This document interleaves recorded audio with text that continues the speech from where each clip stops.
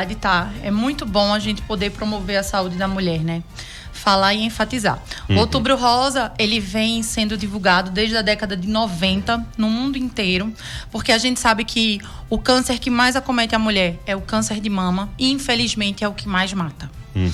E a gente sabe também que um diagnóstico precoce, ela aumenta em 85% de chance de a morbidade dessa mulher, né? Então, dela viver melhor. Quero alertar que nem sempre o sintoma é dor, né, Karen? A gente sempre associa câncer à dor, porque a gente tem aquela imagem daquele paciente terminal que sofre muito, mas nem sempre o sinal é dor, tá? Então, a gente precisa ficar atento aos sinais de alteração de textura de pele da mama, tá? Muitas vezes essa alteração de textura de pele, ela lembra uma casca de laranja.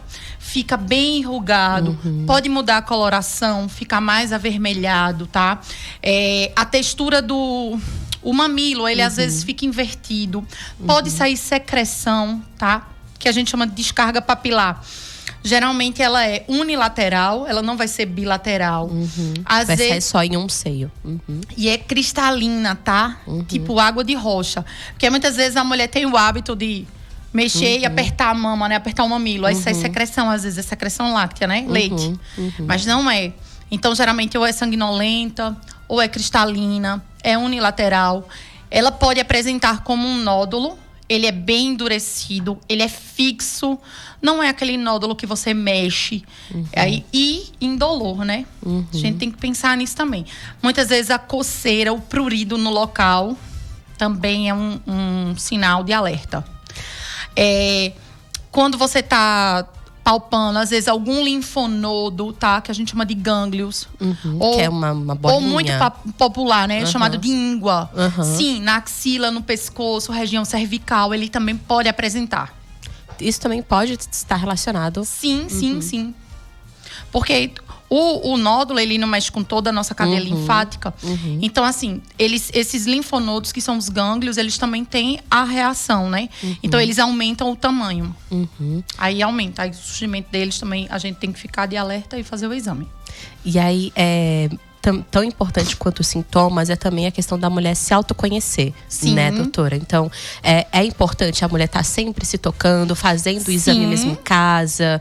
Como que faz? É assim, a gente sempre orienta que toda mulher deve conhecer o seu corpo, né? E o autoexame das mamas é você nada mais que palpar sua mama e a axila.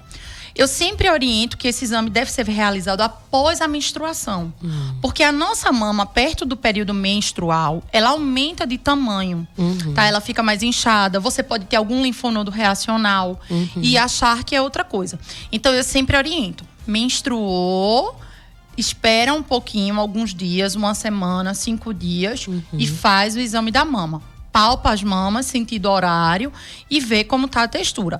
Achou algo alterado, tem alguma coisa que não tinha notado, procura o teu primeiro ginecologista, né? Se a paciente já for menopausada, ela não tiver menstruação, ela pode fazer esse exame em qualquer época do seu ciclo, né? Em qualquer fase. Mas a mulher que menstrua, ela tem que geralmente a gente orienta depois da menstruação. Há alguma idade que é mais comum aparecer o câncer de mama na mulher? Sim. As idades são depois dos 50 anos, né? Mas tem mudado isso, viu? Tem mulheres muito jovens que vêm tendo o diagnóstico, tá? Aí a gente sempre tem que pensar se essa paciente tem uso de hormônios, se toma radiação, se tem algum parente de primeiro grau com história positiva para câncer de mama ou câncer de ovário. Tem que ter todo esse histórico, né? Se é tabagista, como é o seu estilo de vida. Tudo isso. Então, o estilo de vida, ele pode influenciar no surgimento do câncer? Pode. A mulher, quando a gente tá num sobrepeso, a gente tem mais tecido adiposo, consequentemente mais estrogênio, e pode favorecer o surgimento de um câncer de mama. Tanto que a gente fala, mulheres na menopausa, que é a partir dos 50 e pouquinhos anos, Na menopausa, com sobrepeso, a gente sempre pede para tentar manter uma dieta mais regrada, praticar atividade física, tá? Principalmente se ela for tabagista, porque aumenta o risco. São fatores de risco, né? Mulheres que menstruaram muito cedo, mulheres que fizeram uso de terapia de reposição hormonal, entrou na menopausa com sobrepeso, tá? O estilo de vida fala muito a favor. Se teve radiação, tomou radiação, tá? Excesso de exames com radiação. Se são tabagistas, se tem história de parente de primeiro grau, com câncer de mama, de ovário. Anticoncepcional entra como um fator de risco também? Há algum risco nesse sentido? Sim. Os combinados, sim. Por uso prolongado, muito tempo, sim. Por isso que não adianta. Eu vou tomar esse anticoncepcional. Atenção, jovem, por favor. Vou tomar esse anticoncepcional porque a minha amiga tá tomando, não engravidou, a pele tá ótima, não tá criando espinha, não engordou. Não é assim. Cada pessoa tem aquele tipo de remédio para você. Anticoncepcional não é bombom que a gente compra em farmácia. Então a gente tem que ter muita cautela quando a gente vai usar uma medicação sem orientação. Se o seu médico não explicou, troca um médico. Tem que ter atenção. Olha, é muito importante. Eu queria voltar só para a questão do Outubro Rosa, doutora. Ele tem conseguido surtir efeito dentro justamente disso, né? Dessas orientações que a doutora está passando. As mulheres estão conseguindo compreender qual é a mensagem do Outubro Rosa, ou ainda tem alguma certa dificuldade pelo dia a dia que a doutora recebe essas pacientes no seu consultório? Não, tem conseguido sim. Eu brinco que sempre o mês de outubro é um mês muito concorrido na marcação de vagas, sabe? Principalmente o grupo da terceira idade. Como elas sabem que fazem o check-up anual, elas deixam para ir no mês de outubro. Elas associam o outubro ao seu check-up. Que legal. E elas vão muito. Tem muita adesão, não só em meu consultório, mas no mundo inteiro, tá? Esse alerta do Outubro Rosa veio a calhar. E existe sim uma redução. E existe também um aumento no diagnóstico precoce. Viu? É muito importante. Qualquer fonte de informação hoje em dia, né, é válida. A medicina está deixando, né, doutora, de apenas tratar a doença, né? Ela está em busca... Trabalhando muito na prevenção. Na prevenção, Isso. né? Que é até melhor, inclusive, para o paciente, para o médico, enfim, que vai tá lidando com uma coisa que está começando, né? Então, é muito importante, né, lembrar disso, que é melhor você prevenir. Isso. Né, antes de estar com a doença instalada, né, de fato. Isso. E a gente sabe que o diagnóstico de um câncer de mama não é uma sentença de morte, entendeu? Quando descoberto precocemente, eu já falei, ele aumenta em 85% a sua chance de sobrevida. Ou seja, você vai viver melhor e tem uma maior chance de cura dessa doença recidivar, entendeu? É muito importante. Sem dúvida. E os tratamentos, eles são... Sim, depende de cada caso? Depende de cada tipo, depende do tipo do tumor, que é o tipo histológico, né? O tipo de câncer que você vai ter. Então, ele varia, né? Desde cirurgias, quimioterapias, radioterapias, imunoterapias. É bem... amplo essa parte do tratamento e bem específico, porque vai determinar, né? Depende do tipo que você tem. Nem sempre você tem que retirar a mama inteira, que é a mastectomia total, e nem sempre ela vai ter que ser bilateral. Dependendo do seu tipo histológico do tumor, do receptor, às vezes só precisa tirar o lobo, só precisa tirar uma parte, não precisa ser total. E acho que esse é um grande medo da maioria das mulheres, né? Descobrir o câncer, acho que já pensa logo ficar sem a mama, né? Nisso, né? A mulher em si, eu sempre enfatizo isso no consultório. Porque o que é que acontece? A maioria das mulheres, grande parte, o que eu vivenciei no SUS, na época de faculdade e da residência médica, muitas são abandonadas pelos seus parceiros durante o tratamento. Não é um tratamento fácil. Mexe muito com a mulher. Você imagina que você vai fazer um tratamento, que você está com aquele diagnóstico de câncer. Às vezes você não tem uma relação familiar boa, aquele casamento que já não era tão bom. Imagina o desgaste e você acaba sendo abandonada. Isso é muito comum, isso acontece, tá?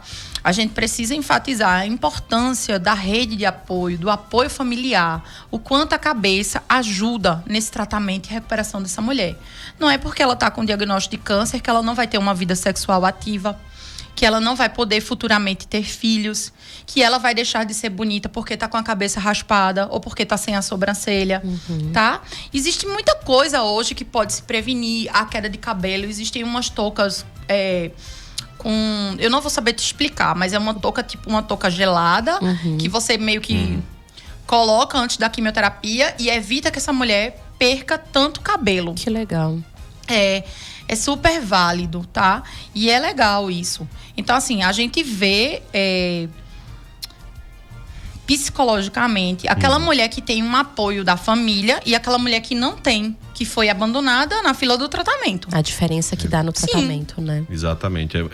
É importante isso, esse dado que a doutora traz. Isso algo muito importante que tem que ser realmente falado, disseminado, porque é realmente o que acontece na prática, tudo, né? Também, né? A nossa cabeça é que comanda tudo, né? Se a gente não estiver bem psicologicamente para enfrentar qualquer adversidade da vida que aconteça, né? Seja doença ou qualquer outra coisa, é realmente dar uma baqueada muito mais forte.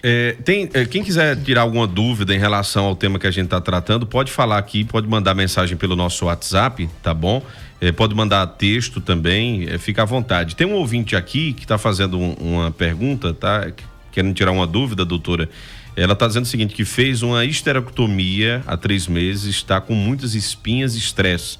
E os seios estão doloridos depois da cirurgia. E aí ela faz até uma observação que tem 41 anos e já retirou o útero e o ovário, né? É uma paciente jovem, né? Jovem. E aí, acho que ela quer estar fazendo algum tipo de alusão, se pode acontecer algo no seio, né, que ela relata aqui. Tem alguma coisa a ver? Esterectomia causa algum problema? Depende. O motivo que foi feita a esterectomia, o porquê que tá nascendo espinha. E é uma paciente jovem, né? 41 anos, né? Tirou porque o a gente útero. tem 2 ovários. Foram retirados os 2 e ela ficou numa menopausa, só foi retirado um. Ela disse que foi um aqui. Então, só foi uma, ela tem um hormônio. Aí tem que ver, ganhou peso após essa cirurgia. O que é que tá acontecendo com o outro ovário que tá funcionando, entendeu? Você tem alguma... Ela disse que ela algum tá ovário respondendo. policístico, algum ovário policístico associado, entendeu? Tem que ver. Ela disse que a causa foi um mioma, né? Que ela acabou fazendo essa esterectomia. É o que ela tá dizendo aqui pra gente. Né, mas aí tem que avaliar, procurar um bom ginecologista, fazer um check-up e ver o que tá acontecendo. Muito bem. Então, quem tiver aqui alguma pergunta, né? Alguma dúvida para tirar, aproveita. Sobre o Outubro Rosa, e Outubro né? Rosa. Outubro Rosa, né? Hoje pra... E aí é importante, né? A gente tá tratando dessa questão do câncer de mama, né? A questão da prevenção, né? Obviamente. Doutora, a questão também do exame, né, Karen? Acho que muitas mulheres têm essas dúvidas. Do autoexame. Do autoexame. Porque, na verdade, tem aquela questão também de que não é porque você tem um nódulo que vai ser o câncer. Não. Né? Não é todo nódulo que é câncer. Que é câncer, né? Então é importante colocar como, né, fazer esse autoexame e quando perceber que é uma coisa que está fora do normal. Então, qualquer mulher pode fazer o autoexame, tá? Aí ressalto, fora do período menstrual. Se você não menstrua mais, pode fazer em qualquer época. Mas as que menstruam fora do período menstrual, palpou mamas, palpou axila, não notou nada, segue vida. Notou algo diferente, vai no ginecologista, tá? Aí, dependendo da sua idade, ele vai te indicar o ultrassom ou a mamografia, tá? A mamografia, geralmente, a gente indica para casos selecionados em pacientes jovens. Até porque nossa mama, ela é uma mama densa. Então, quando ela é muito densa, a mamografia não tem tanta sensibilidade. É mais a ultrassom. Quando a paciente tem mais de 40 anos, o Ministério da Saúde, ele indica a partir dos 50. Mas a Sociedade de Mastologia, 40 anos. Quando tem mais de 40, a gente já começa a indicar a mamografia, tá? E muitas vezes precisa complementar com a ultrassom. Então, assim, dependendo do tipo que foi achado, aí a gente vai e direciona um exame. Às vezes nem precisa, às vezes é só o parênquima mamário, uma paciente jovem que já tem história de fibroadenoma, que é muito comum na mama, aí para. Você citou o fator hereditário, doutora, e me lembrou de casos. Há mulheres que fazem um exame, né? Que faz todo um rastreamento genético, né? E aí, o caso, por exemplo, da atriz Angelina Jolie, que ela fez isso, né? Ela fez o exame, descobriu que tinha a mutação. A mãe dela teve o câncer de mama, se eu não me engano. Aí ela fez o mapeamento, né? Que é da mutação. Ela deu mutação no BRCA1 e o BRCA2. E ela fez a mastectomia com reconstrução, né? Eu também acho que se eu descobrisse que eu tinha mutação, eu também acho que faria. E ela não tirou o outro seio também, ela né? Tirou os dois. Ela fez profilática. Ela tirou os dois, assim, antes de ter. É uma carga genética muito forte. O que é que a medicina diz sobre isso, doutora? Se você tem mutação, realmente eles recomendam. Claro, não vou lhe obrigar, mas fica a seu critério. Mas se você tem a mutação, você tem uma chance muito forte de desenvolver o câncer de mama, né? Muito, muito, muito alta. Então, assim, ou fica de olho muito, muito, muito rigorosa, ou você faz a mastectomia profilática. A maioria faz o acompanhamento. Prefere segurar até tirar. Porque é complicado também, né? Assim, é uma decisão. E também não é algo que é assim, que cabe a todas as mulheres, né? Porque eu imagino que deve ser um tratamento caro. E também a pesquisa da mutação também não é tão comum. Não é todo mundo que faz. Eu não sei se o SUS vai ofertar. Eu acho que não. É difícil. A gente sabe que isso abre um precedente, uma discussão, né, sobre isso. Vai ter muita gente que não vai entender, mas outra coisa, tem que ter uma preparação muito psicológica, muito né, grande, Sim. né? Porque ela chegar a fazer isso ainda é como se fosse assim, ela tá tentando prever o futuro de que ela pode enfrentar uma doença. Então ela tá agindo logo. Então, assim, tem que ter uma cabecinha muito boa, né, doutora? Não é fácil também, não, né? É muito difícil. Olha, tem muita gente, eu vou pedir o pessoal aqui, como a gente tá se atendo só à questão do câncer de mama, né? Se você tem perguntas sem ser câncer de mama, olha, né? já chegou um monte aqui, né? Estão falando de uso concepcional, se tira desejo sexual, enfim, tem um bocado de coisa aqui. Meu Deus. Dor no pé da barriga. Eu acho que a gente tinha que marcar um dia pra falar só pra tirar de dúvidas, né? logo, né? Completo. Vamos fazer um quadro, tira dúvidas. Muito bem. A ideia é boa, viu? A ideia é boa, porque eu verdade. imaginei que ia surgir diversas perguntas, mas que poderiam sair justamente Isso. do tema, porque a mulherada aproveita, né? Exatamente. E tá certo, né? Porque a gente fica com dúvida mesmo e às vezes tem dessa facilidade, Não, né? Eu acho até bom, que, por exemplo, estão perguntando sobre, eu vi aqui umas 3 perguntas sobre anticoncepcional, como a doutora falou que o anticoncepcional assim, é como se fosse trouxesse uma predisposição para algum problema, hormônio, né? né? É um hormônio, né?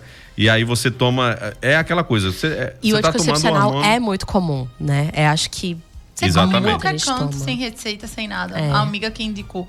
Exatamente. E uma coisa que a doutora falou que eu sempre bato nisso, né? Nós temos um programa de saúde nos sábados e a gente sempre bate nessa tecla. Não é o remédio do vizinho que deu certo para ele que vai dar certo para você, Verdade. né? E nada substitui a consulta, a conversa com um profissional que estudou vários anos para poder, né, te dar o esclarecimento necessário para que tu chegar lá e jogar todo o estudo que o médico teve, né, durante vários anos, muitas vezes juntando o tempo de faculdade com residência, dá mais do que? Dá uns 8 anos, né? São por aí. 6 de faculdade, 3 de residência. 9 anos. Então tu jogou 9 anos do profissional na lata do lixo, consultando o vizinho. Pra pegar a indicação de anticoncepcional com a amiga, não pode. Exatamente. Né, então, assim, garotinhas? nada substitui a ida ao profissional médico, tá certo? Então, para você tem uma médica de confiança, vai lá, enfim, nada substitui. Então, tem alguma dúvida?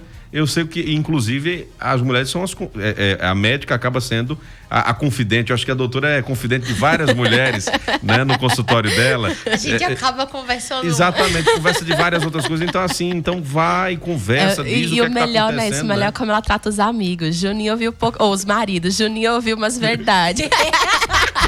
Olha aí, Juninho, tá sendo alvo de novo, viu? O melhor é isso, que ela fala as verdades pros maridos, é bom demais. Mas é isso. Marido perreando mulher. É, Isso não. Mas é isso. Então, doutora, a gente tá se aproximando aqui do finalzinho, um bate-papo muito bom.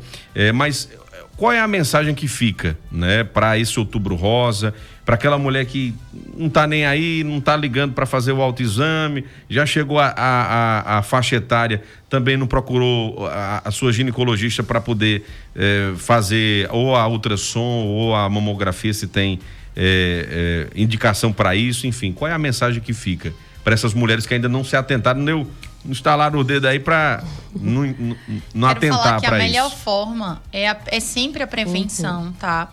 Procura teu ginecologista anualmente, não só em relação à mamografia, Outubro Rosa, mas a prevenção do câncer de colo de útero. Faz o teu preventivo, faz os teus exames de rotina. Quero falar também para as senhoras que não querem fazer mamografia. Ai, dói muito, doutora, dói muito. Eu sempre escuto isso. Acho que dói mais o tratamento de câncer, né? Tem que fazer. A ultrassom não substitui, tá? Dependendo da sua idade, a ultrassom não substitui. Vai no médico, faz os teus exames de rotina. A melhor coisa do mundo é você receber aquele parabéns. É verdade. Não é não? Você chegou, olhou os seus exames todos, o médico fez aquele check-up.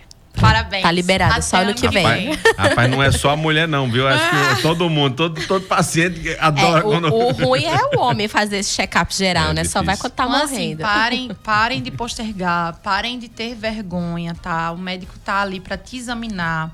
A gente não grava imagem de ninguém, pelo amor de Deus. Não fica, vou encontrar a Karen na rua, vou lembrar como era. Não lembra não, gente. Ficam com muita vergonha. Não tenham vergonha. A gente tá ali como um profissional para te ajudar, para te acolher e tentar te dirigir pelo melhor caminho. Isso é muito bom. Teve até... pronto, apareceu uma pergunta aqui interessante, rapidinho. Eu achei interessante essa pergunta, doutora Natália, que é sobre nódulo. Uma ouvinte está dizendo que teve um nódulo, foi retirado, né, fez biópsia, deu negativo, só que ela disse que passou 2 anos sem fazer a mamografia, né, e ultrassom. E ela disse que fez um acompanhamento e agora deu negativo. Eu acho que ela tá querendo saber o seguinte: depois de uma retirada de um nódulo e deu negativo, ela tem que ficar fazendo, né? Tem que ficar fazendo um acompanhamento. Os nódulos benignos, eles podem surgir, nem sempre precisam ser retirados, tá? O dela foi feito biópsia porque tinha uma suspeita, mas ela precisa dar continuidade, verificar como ele vai se comportar, se vai ter alteração daquele nódulo, como é que vai ser, entendeu? Precisa sim. Muito bem, encerrou aqui as perguntas. Só agradecer a doutora pela disponibilidade de estar conosco aqui no nosso programa. E aí já é a segunda entrevista. Na terceira, aí vai estar zen, viu? Eu acho que na terceira a gente pode marcar a pauta anticoncepcional. Exatamente. Porque, não, sério. E vai ter que marcar mais tempo, porque é uma pauta extensa. Eu aposto que vai chover de perguntas. A gente marca 1 hora de entrevista. Obrigada, doutora. Gente, eu que agradeço, tá? Foi muito bom estar aqui com vocês. Obrigada. Muito bem, vamos pro intervalo, a gente volta já com finalizando o nosso programa.